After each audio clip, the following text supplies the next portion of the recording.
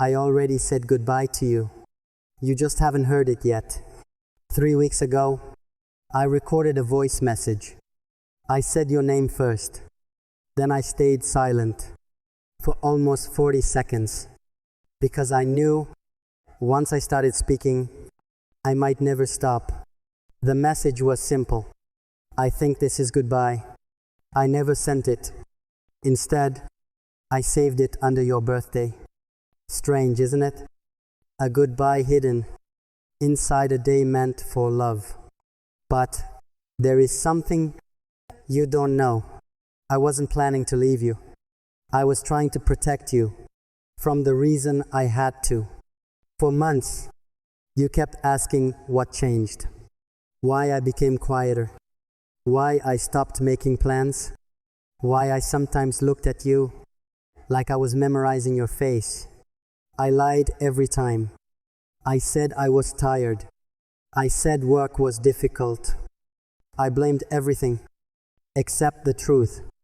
And you believed me. That was the part that hurt the most, because you trusted me while I was hiding something enormous. Then, last Tuesday, you found the envelope, the one I thought you would never see. It was inside my desk. Your name was written across the front. You asked me about it. I couldn't answer, not because I didn't know what was inside, because I knew exactly what was inside. A photograph, a hospital receipt, and one handwritten sentence. Don't let her find out. You stared at me. You asked who her was. I looked away. That was my mistake. Because you suddenly understood there was another person involved. You thought I had betrayed you. Maybe, in a way, I had, but not how you imagined. The photograph wasn't recent. It was taken 11 years ago, before we met, before I knew your name, before I understood how completely one person could become home. And standing behind me, in that photograph, was your mother. Yes, your mother knew me long before you did. But that wasn't the worst part. The worst part was what she had asked me to promise. A promise I kept for 11 years. A promise that finally became impossible to carry. Because 2 days ago, she called me. Her voice was shaking. She said, "You need to tell her now." I asked why. She whispered something I still can't forget. She deserves to know what happened that night. That night, the night your life quietly changed direction. The night I was there. The night I met your mother. And the night I made a decision that eventually brought you into my life. You think you know how we met. You don't. And if I tell you what happened next, you may never look at me the same way again. Because the truth isn't that I came into your life by accident. I was sent there, and I have spent years pretending otherwise. But there is one detail your mother never told you. One detail she made me swear to protect. And that detail is the reason this could be my final goodbye from you. Because tomorrow morning, I'm going to tell you everything.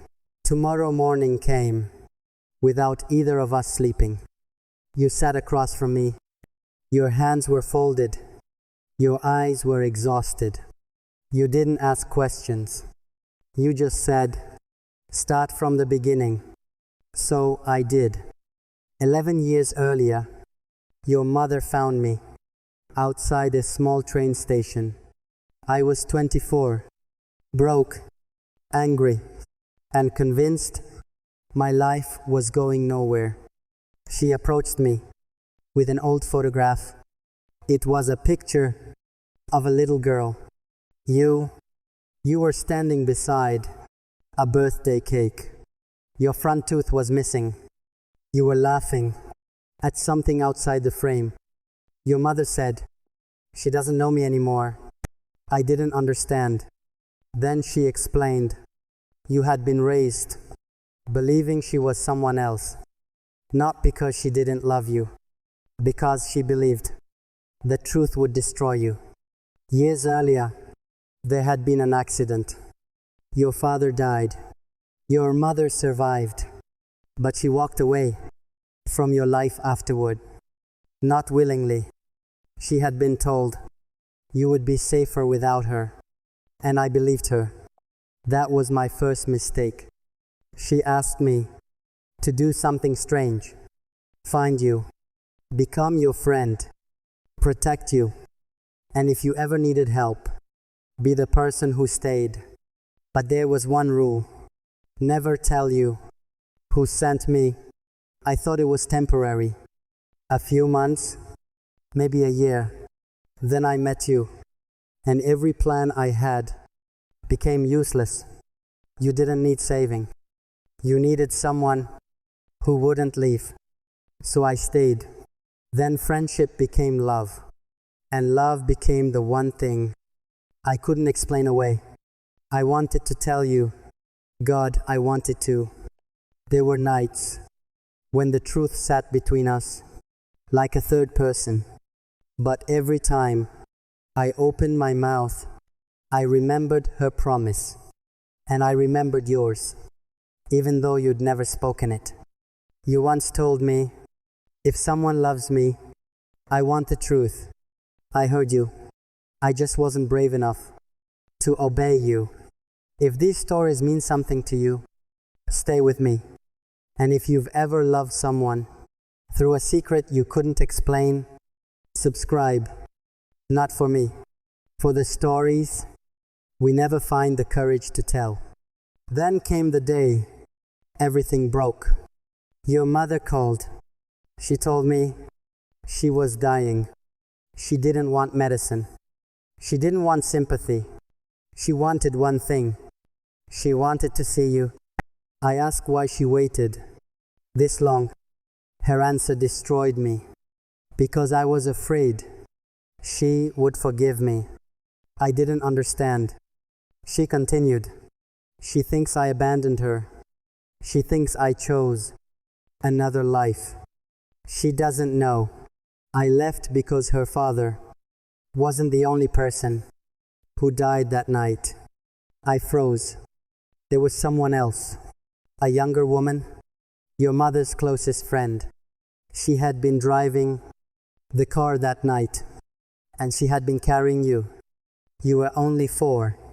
The accident happened because someone had tampered with the brakes. It wasn't an accident. Someone wanted your family to disappear. Your mother survived. You survived. But the woman driving didn't.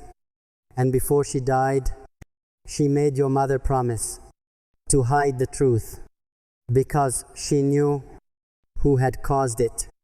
A person close to your family, someone you still knew, someone I had met, someone I had trusted. And then your mother said the sentence that made me sick: he knows where she lives. I asked who. She gave me a name. Your uncle, the man who had attended every birthday, every graduation, every holiday, the man you called family. I couldn't breathe. For 11 years, I had been protecting you from a secret, but I suddenly realized I might have been protecting you from the wrong person. Then your mother confessed one final thing. She hadn't sent me to become your friend. She had sent me because she believed your uncle would eventually come looking for you. And she was right, because that same night, someone left a note outside my apartment. 6 words. I know what she told you. No signature, no explanation, just those 6 words. And beneath them was the photograph of you asleep in your bedroom. That was when I understood. This wasn't about the past anymore. Someone was watching you, and I had only one choice left. Tell you everything, or disappear, before they could use me to reach you. So I chose the one thing I had feared for years. I disappeared. But I didn't disappear because I stopped loving you. I disappeared because I finally understood what staying beside you could cost. And then, yesterday, you found the envelope. You found the recording. You found the truth I had buried. But there is still one thing you don't know. The photograph of you sleeping wasn't taken recently. It was taken the night before your mother died, which means the person watching you wasn't my uncle. It was someone else. Someone who knew where your mother was. Someone who knew what she had told me.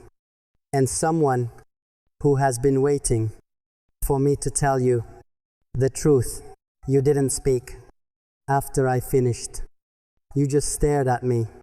For the first time since I met you, I had nothing left to hide.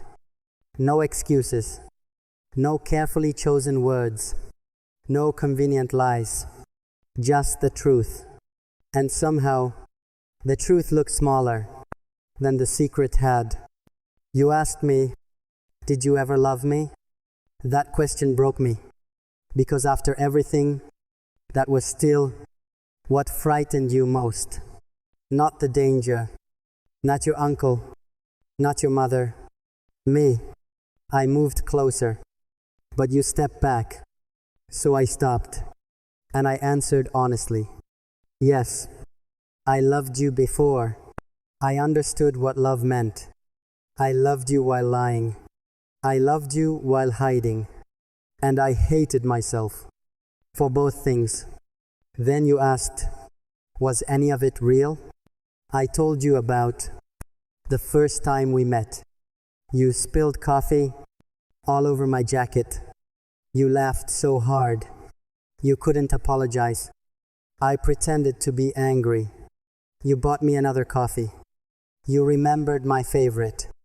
I never told you. I had forgotten to eat that day. You noticed. You always noticed. None of that was part of your mother's plan. None of it was arranged. The love was real. That was why the secret became unbearable. Then you showed me your phone. There was a message. Unknown number. One sentence. Ask him about the red house. My heart stopped. I knew that place. Your mother's old house. The house she had abandoned after the accident. We drove there together. Neither of us spoke. The windows were broken. Dust covered everything. But one room was strangely clean. The bedroom, your childhood bedroom. On the wall was an old drawing. A crooked little house. A yellow sun. 3 people holding hands. You, your mother, and someone else. You looked at it. Then you whispered, "That's not my father." I shook my head. No. You turned around. Then who is it? I didn't know until I noticed the date written beneath it. The same date as the accident. And suddenly, I remembered something your mother had once said. There were 3 survivors. 3, not 2. You, your mother, and someone who disappeared afterward. We searched the house. Behind a loose wooden panel, we found a small metal box. Inside was a letter. Your mother's handwriting. It wasn't addressed to you. It was addressed to me. She had written it before she died. The first line said, "If you're reading this, I failed to keep her safe." I couldn't continue. You took the letter. You read it yourself. And then you started crying.